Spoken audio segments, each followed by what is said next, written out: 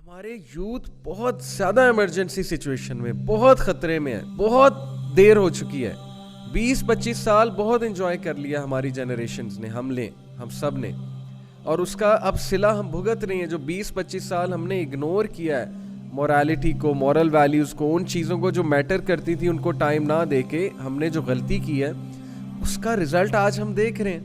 ہماری youth identity crisis کا شکار ہے، مارجنل مین بن چکے ہیں، اسلام کے حوالے سے ڈاؤٹس ہیں ان کے مائنڈز میں، گناہوں میں ڈوبے ہوئے، اور فیملی سٹرکچر جس طرح سے ہارم ہو رہا ہے.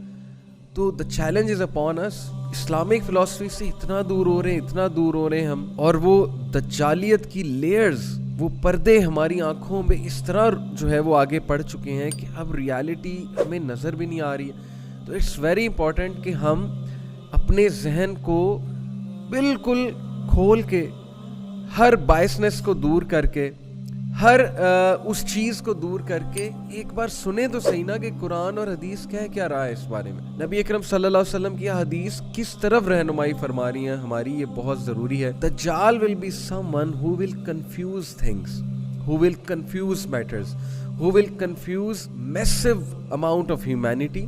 جو لوگوں کو اتنے زیادہ دھوکے اور اتنے زیادہ فریب اور اتنے زیادہ ڈسیپشن میں ڈالے گا، 90% لوگ کو تو احساس ہی نہیں ہوگا کہ وہ دھوکے اور فریب میں زندگیاں گزار رہے ہیں. چیزیں اتنی کنفیوز کر دی جائیں گی، لوگ اپنی غلطیوں کو نہیں دیکھ پائیں گے، لوگ اپنے لائف سٹائلز کو ریوزٹ نہیں کریں گے، لوگ فری تھنکرز نہیں بنیں گے، لوگ جو ہے وہ بس ایک سسٹم کو فالو کریں گے اور اس سسٹم کو فالو کر کے اپنی ساری لائفز گزاریں گے، اور اینڈ میں جا کے کسی کو احساس ہوگا، کسی کو نہیں ہوگا. یہی ہوتا آ رہا ہے ابھی تک. ہم اللہ سے پناہ مانگتے ہیں اس فتنے کے حوالے سے، اور ہمیں پوری کوشش کرنی کہ ہم اپنی جنریشنز کو بچائیں جتنا ہم بچا سکتے ہیں انشاءاللہ. اللہ